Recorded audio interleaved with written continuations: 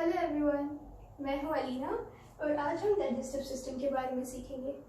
क्या आपने कभी सोचा है कि माँ पापा हमें खाना खाने के लिए हमेशा इतना ज़ोर क्यों देते हैं? कि आपने कभी ये सोचा है कि जब भी हमें चोट लगती है वो खुद ब खुद ठीक कैसे हो जाता है? वो इसलिए क्योंकि जो हम खाना खाते हैं उसके अंदर न्यूट्रिएंट्स होते हैं। तो न्यूट्रिएंट्स क्या है?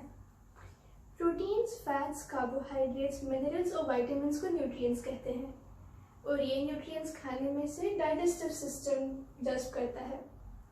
तो अगर हमारे पास डाइजेस्टिव सिस्टम नहीं होगा तो हमारे खाने में से न्यूट्रिएंट्स नहीं अब्जॉर्ब होंगे और अगर न्यूट्रिएंट्स अब्जॉर्ब नहीं होंगे तो हमारे शरीर के पास कुछ भी करने के लिए बिल्कुल भी ताकत नहीं होगी। तो आज के लेसन में हम ये सीखेंगे कि जो हम खाना खाते हैं वो हमारे बॉडी में से कैसे जाता है और कहाँ जाता है। तो सबसे पहले जब हम खाना खाते हैं हम उसे मुंह में चबाते हैं। So the first point of entry for food is mouth. Mouth के लिए और एक वर्ड है और वो है बकल कैविटी। देह हुआ बकल कैविटी। खाना चबाने के बाद हम खाने को निगलते हैं और जब हम खाने को निगलते हैं तो वो ये इस लंबे पाइप में से गुजरता है और इस लंबे पाइप को हम फूड पाइप कहते हैं। तो माउथ के बाद खाना जाता है फूड पाइप में और फूड पाइप के लिए दूसरा वर्ड क्या होगा? वो है ईसोफेगस। तो ईसोफेगस। तो खाना ये पाइप में से जब नीचे जाता है वो नीचे जाके पेट में पहुंचता है और हम हमेशा ये सोचते हैं कि हमारा खाना हम सबसे ज़्यादा देर पेट में होता है, लेकिन वो बिल्कुल गलत है। सबसे ज़्यादा देर हमारा खाना स्मॉल इंटेस्टाइन में होता है और स्मॉल इंटेस्टाइन के बारे में हम थोड़ी देर के बाद सीखेंगे। तो सबसे पहले ईसोफेगस के बाद खाना जाता है स्टमक में। तो यहाँ से खाना जाएगा इन द स्टमक। स्टमक में थोड़ी देर के लिए खाना रुकता है और इसके बाद वो वहाँ से नीचे जाते हुए ऐसे स्मॉल इंटेस्टाइन में पहुँचता है। तो स्मॉल इंटेस्टाइन के बारे में एक बहुत इंटरेस्टिंग फैक्ट है। स्मॉल इंटेस्टाइन तकरीबन 5 से 6 फीट लंबा है।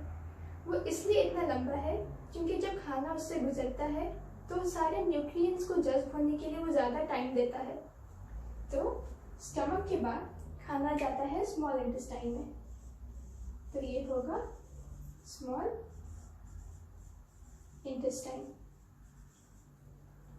स्मॉल इंटेस्टाइन के बाद यहाँ से इस तरफ से खाना ऐसे जाता है और ये हम जो बोलते हैं ये है लार्ज इंटेस्टाइन।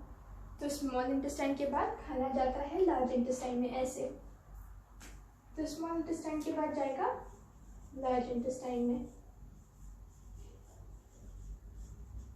इंटेस्टाइन जी। और लार्ज इंटेस्टाइन में सबसे ज़्यादा पानी जज़्ब होता है और पानी के साथ साथ जो भी न्यूट्रिएंट्स स्मॉल इंटेस्टाइन में अब्जॉर्ब नहीं हुए वो लार्ज इंटेस्टाइन में हो जाएंगे। तो लार्ज इंटेस्टाइन में हमें पता चलता है कि कोई भी चीज़ वेस्ट नहीं हो रही। तो जितनी भी चीज़ें हैं जो अब्जॉर्ब नहीं हुए वो लार्ज इंटेस्टाइन में अब्जॉर्ब होते हैं। और लार्ज इंटेस्टाइन के बाद जब खाना यहाँ तक पहुँच जाता है तो ये जो खाना बचता है वो सिर्फ वो चीज़ें होती हैं जो हमारे बॉडी को नहीं चाहिए, जैसे कि सारे वेस्ट मटेरियल्स और वो न्यूट्रिएंट्स जिसकी हमें ज़रूरत नहीं है या फिर वो अब्जॉर्ब नहीं हो पाए। तो यहाँ से वेस्ट मटेरियल्स बाहर निकलते हैं और इसे हम एनस कहते हैं। तो स्मॉल इंटेस्टाइन के बाद खाना कहाँ गया? Large intestine. लार्ज इंटेस्टाइन में पानी और एक्सेस मिनरल्स जज़्ब हो गए। लार्ज इंटेस्टाइन के बाद जो भी वेस्ट मटेरियल्स है वो एनस की मदद से हमारे बॉडी से बाहर निकलते हैं। तो हम ये सब डायग्राम की तरह से सीखेंगे। सबसे पहले जब हम खाना खाते हैं वो माउथ से खाते हैं। माउथ में हम खाने को चबाते हैं और उसे बड़े पीसेस में से छोटे पीसेस में टर्न करते हैं। फिर जब निगलते हैं वो फूड पाइप की मदद से नीचे जाके स्टमक में पहुंचता है। स्टमक में थोड़ी देर रुकने के बाद खाना यहाँ से नीचे जाते हुए स्मॉल इंटेस्टाइन में पहुंचता है। तो ये जो आपको एक्सट्रीमली कॉइल्ड स्ट्रक्चर दिख रहा है उसे हम स्मॉल इंटेस्टाइन कहते हैं। स्मॉल इंटेस्टाइन में सबसे ज़्यादा न्यूट्रिएंट्स जज़्ब होते हैं। फिर उसके बाद इस तरफ से खाना जाता है लार्ज इंटेस्टाइन में। लार्ज इंटेस्टाइन से गुजरने के टाइम पे सबसे ज़्यादा वाटर और दूसरे मिनरल्स जज़्ब हो जाते हैं। फिर यहाँ से नीचे जाते हुए जो निकलता है वो होता है वेस्ट मटेरियल्स।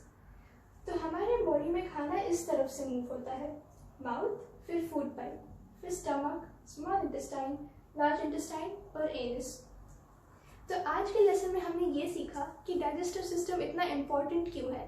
वो इसलिए क्योंकि वो सारे न्यूट्रिएंट्स को जज़्ब करने में मदद करता है और इसे छोटे छोटे पीसेस में टर्न करता है।